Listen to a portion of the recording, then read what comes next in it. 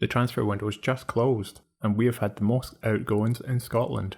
No less than 7 players have left, and 4 have come in. Considering we had a pretty terrible run before the transfer window opened, selling all those players has somehow improved cohesion, improved atmosphere, and we're on a 7-game unbeaten run. Let's get on with the episode, shall we?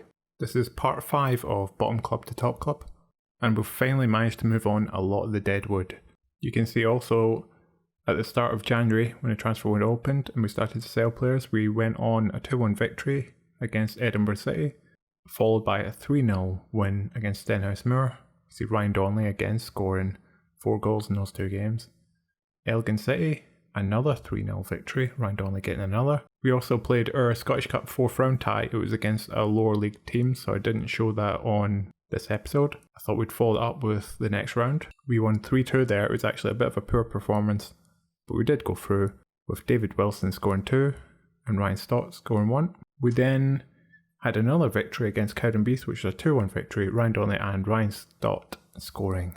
And just before this episode, in February, we had a 1-1 draw with Forfar, and we'll follow it up with the game against Annan and Premiership side Motherwell in the Scottish Cup 5th round. So let's go back to those transfers. James Mcgowan was the first to go. He went to Annan, who are actually our next game and just above us in the league. So we could pay the price for selling him on. He was a defender. He was a no-nonsense fullback. He did have a lot of pace, could pass, but we chose to move him on. He only had 2.5 star current ability and potential. At 29, I thought we could do a little bit better. So he did go out. Jamie Mckinnon went to a lower league side. Again, he didn't have much potential, didn't have much stamina, much natural fitness, any acceleration. Was a reasonable midfield player though, relatively creative, and worked hard for the team. At 29, we thought it's time to move him on. He's not started that well at Edinburgh Uni, who are also a lower league side. Max Wright, we got rid of him at 29, didn't have the potential of other players. You can see he's earning £190 there. So it's good to get him off our wage bill. 2.5 star, again, ability. Did work hard, good off-ball movement. But in these sort of positions, he didn't have much going for him. No passing, no dribbling, crossing. Did have good first touch and finishing though. He seems like he's more of a striker. Fernando Moniz, who started moaning about not getting game time, he did have quite a bit of potential. Unfortunately, he wanted the game time now, so he's earning quite a lot at his new club, £170 a week. He had pace, acceleration, good first touch, good finishing. I would have liked to see more of him. He didn't perform that well though when we did bring him in the side. 3 appearances, no goals, no assists, 6.57 rating. Not the best. He's went off to Banks OD, already scored 1 goal and 6, slightly better average rating. Callum Wilson, he also went outdoor. He was a 22-year-old. Again, he had good finishing, first touch, could have played in that striker role, good passing, decent vision, off the ball movement, 2.5 star current ability. Don't know if we still have a scout. He did have quite a considerable amount of potential, but we were a bit overloaded in that side of the pitch. We're central midfielders, we couldn't really fit him in all the time to give him the game time. So he is gone. He's actually started off about as average as he was. Sean Fagan, another right back who we let go. Looking at stats, he had decent stats, 21 years old. He had relatively good potential as well at 4 star, potentially 5 star potential. We did let him go, but he started again as average as he was here. Declan Byrne, we've managed to loan him out. We actually managed to get the club to pay £120 a week of his contract. He's on £150 a week, which really freed up a lot of our wage budget. He started there a little bit better than he was here. He played 13 games for us at only 6.5 rating, not really that great. So he's out on loan until the end of the season. We'll see how he gets on. On the incomings, we really just went for Premiership clubs. We targeted their youth players. So we have brought in Harley Ewan from Rangers, 3.5 star central defender. We really needed a central defender, one of our weakest points in the team. He looks to have really quite good ratings for this sort of level. Not the best of strength, but that is going up. You can see he's already making improvements. Concentration a little bit lacking, but 17 years old, he's definitely an upgrade on what we had there before. He's came into the side, you can already see from his one game, he has a 7.0 rating. You can see from our scout reports, which we have, he's got 4 star potential ability, almost 5 star, a little bit unknown. We then brought in a left back who can also play in central midfield. He's quite a useful utility player. Good crossing, good dribbling, good tackling. Not the greatest of pace, but he does have stamina. He does have a good work rate, decent determination, good concentration, teamwork, kind of player that I like to have on the side. See from his first appearance, which was a sub appearance, he's got a 7.2 rating.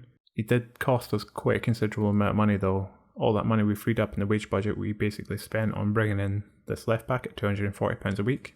From Inverness we then got Lewis Hyde, who's a 19-year-old central midfielder, 3 stars, 4-star potential ability.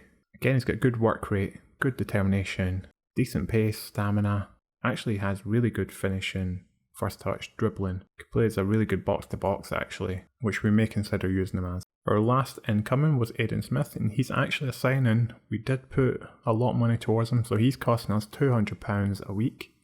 But he has a lot of pace. He's got a good work rate, good off the ball, good determination, decent anticipation, bravery, composure, and good teamwork. So that followed on with his technical stats of dribbling, finishing, first touch, heading, passing, and technique.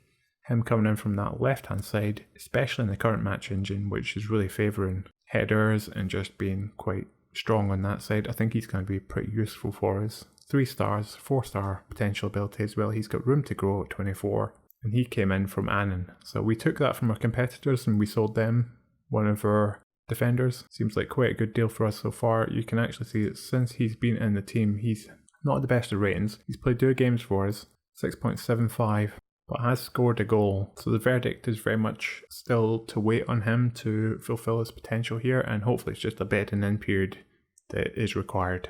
I have had the benefit of seeing these players in the past couple of games. So at the Cowden Beef game, where we had 21 shots, 7 on target, Aidan Smith was actually an 8.0 rating. You can see Ewan also played in there, as did Slattery. Slattery had quite a poor performance at 6.4 on that left hand side. Not really expressing why we're paying £240 a week for him.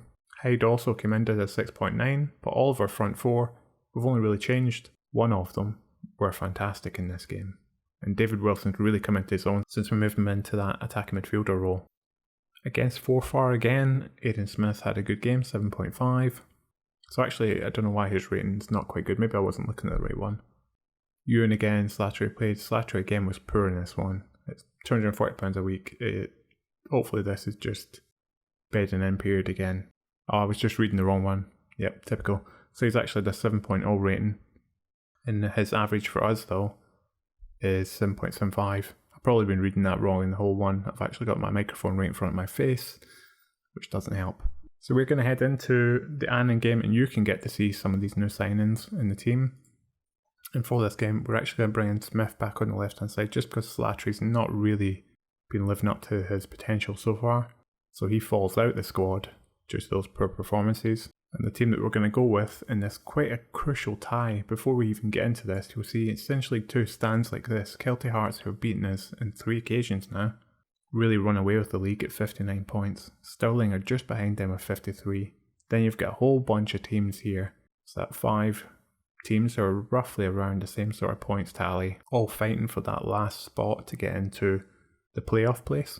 Annan are right above us by 2 points, so if we win this we can leapfrog them. So the team that we're going to go to try and compete against them is Benny in goal, David Smith at left back, Ewan Zubedi in central defence, Linus at right back, McVeigh and Hyde, our other new loanee, followed by Stott, Wilson and Aidan Smith just behind Donnelly up front.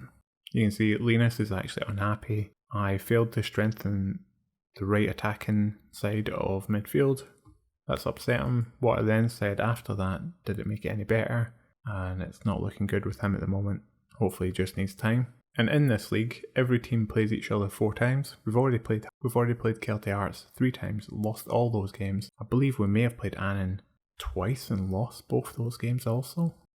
And it's Annan who have the first opportunity here. We're still playing with our wing play formation, which doesn't really press too much. It keeps the intensity quite low at this sort of level, but we defend it well there by Ewan, the 17-year-old. He plays it out to Smith, up to Wilson. Donnelly comes forward all the way back to Zubedi, who's our most important defender. Stott on that right hand side plays a lovely through ball to Donnelly, but it's a poor effort and Fleming easily picks that up.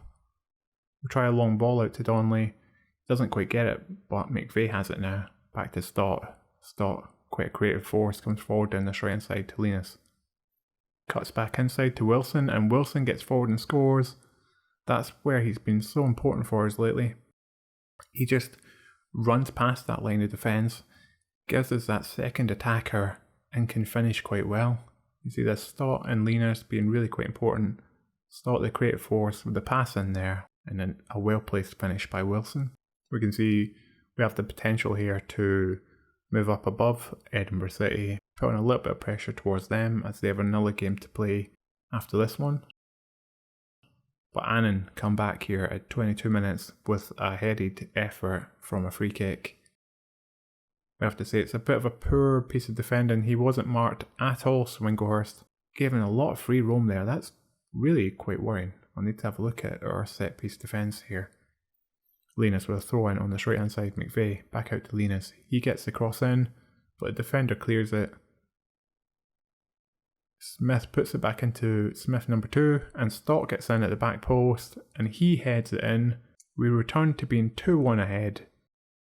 You can see here, matrix style, Smith plays it to Mr. Smith number 2, who then gets it in, and Stott, very nice little header. I like to have those fullbacks who can provide either a pass or a cross. I don't really want to see no-nonsense fullbacks, even though at this sort of level they can be quite useful. But it's a ball over here from Annan, and wow, he manages to hit the bar. I think that was from just outside the box. You can see because we don't have such a high intensity game, we do have a couple of players who are tiring, but most of all it's a sort of fair level of fatigue. We did do quite well controlling that match. You can see from expected goals, 7 shots, 4 on target, towards their 5 and 2, and we've had more possession than them. I think we're definitely capable of being better here. We haven't really managed to stop them from having too many shots. So we'll throw them back out in the hope that they can keep going. 65 minutes, it looks like Wilson has played his game, as has Smith and Hyde. So we'll bring on Mackenzie on that left hand side, or 16-year-old now. We'll take off Wilson, put McVeigh on in that attacking midfielder role, and then we'll bring Riley on for Wilson. We'll just make the 2 changes for now in case we get any unexpected injuries. Throw in there, all the way back to Ewan now. Mackenzie on this left hand side gets his first touch. He comes forward down this left hand side, plays it back to Smith. Hyde now gets a touch. Mackenzie through ball to Donnelly. Stott is well offside, however. It's a neat bit of play, but Stott knows he's offside. It remains 2-1. He'd just gone way too early, didn't check his run. He's about 3 metres offside. It's 78 minutes, we're going to make our last sub. And we'll make that last sub Niall Docherty on the left hand side, as they do seem to be using their width to get around us at the moment. Their last chance here, they do pick it up. Goss, Purdue plays it through to Mr. Bertie. McCartney gets in there right at the end of the game and scores to level it. It's 2-2. I do wonder if we'd had a fresh piece of legs in central defence if that would have went in.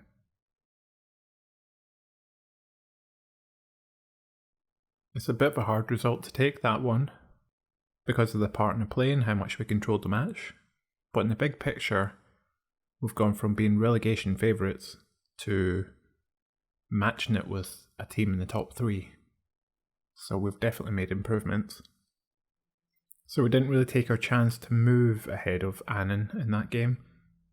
You can see that after the transfer window, we're just a little bit over our wage budget by £70. So it's pretty close. We were under that until we made that loan signing and followed it up with the permanent signing. So now we have an opportunity to compare against a Premiership side. Motherwell are actually in 6th place in the Premiership, just outside the European places. So this is going to be an exceptionally tough game. Before we get into this game now, I think there is a really interesting thing to talk about, which is in the dynamics page. It could just be the amount of time now that we've gone halfway through the season. The team cohesion, atmosphere was all really low when we started because there was a lot of changes before we even started to make our own signings. But ever since we sold those players, this has gone up dramatically. And I don't know if there is a link between getting rid of players who aren't really playing, getting that level of playing time and getting a little bit grumpy, and how much that improves the team cohesion. Now, that would affect the atmosphere. That's pretty much a given, in that you're improving the atmosphere by getting rid of these people who are unhappy. But the cohesion also got bumped up, and that's all sort of started to make massive improvements to how we've played on the field. So for this Motherwell game, we do have to make a couple of changes because Aidan Smith is cup tied, as is Lewis Hyde. So we will bring in Docherty on the left, bring on Riley in midfield. That means Slattery can drop back onto the bench. Ewan does seem a bit tired, as does El Zabedi, but they are our best defenders. I don't think we can go into this game without them in the squad to start with. We may have to sub them. Anything other than being thrashed 3-0 and upwards would be a good result for us here. I do not expect us to go through. I do not expect us to even cause an upset. But maybe we can. So Stott here, just outside the box, gives it away, but Riley collects it. He tries a shot from well out, but it's easily scooped up by Kelly, who plays a long ball. Linus does a poor bit of defending, heads it back to Motherwell, who come down this left hand side, get the cross in, and again we just about managed to do enough to head that out. Carroll now, down their left hand side, gets it back again, keeping it between those two. Tried to play a little bit too much and give it away. Donnelly through the centre now. Van Veen gets in, but his shot goes over the bar. 13 minutes in, we're not being embarrassed so far, but we are. But we have just gone 1-0 down. Carroll gets in with a header. It was from a throw-in. Poor bit of defending here. They just attack that near post. We let them get away from their markers, and 1-0 down. 25 minutes gone. Motherwell are suffering a little bit more from fatigue than we are, but they do have the better players. O'Donnell comes down this right hand side now, chance to cross it in. He does so, gets it to O'Hara. O'Hara doesn't miss with a header. It's 2-0 at 35 minutes. Not many of the Motherwell fans have actually turned up for this cup match. It would have been nice to have at least got a home game against them. We just play a long ball. It's again picked up again by Motherwell. O'Hara back to corner. Slasher gets it down to Carroll on this left hand side. He's about to play it in. He does, and Justin gets there, but his header hits the post. 68% possession. 16 shots, 5 on target for Motherwell. Only 3, 2 on target for us. We haven't really managed to put up too much of a fight. I think we have to look at changing something at half time. I think we have to go cautious, which potentially we should have went before, and to change to more of a direct counter-attack. We have a couple of tired legs. We've got Zabedi, who is really tired. We're going to bring on Robinson, who's nowhere near the same quality but is younger and will develop and give him a bit of experience in this Scottish Cup. Wilson, who's so important to us in that attacking midfield role, is also tiring, but we'll leave him on a little bit longer. No one's really having a good game, but that isn't to be unexpected. I want to see something else in the second half. Anything will do, but it's Motherwell who start the brightest. We go 3-0 down, this time from a free kick. We get a little bit lucky in that Ojala went too early and get caught offside, but Motherwell comfortably playing it around us. Evans back out to this left hand wing. Van Veen gets the shot in. It's a nicely placed finish. He curled it in towards that far corner. Goalkeeper couldn't do anything about it. See what McVeigh can do then. He runs forward from this counter-attacking moment, gets it across to Riley, but O'Donnell defends it well. Smith now on this left hand side.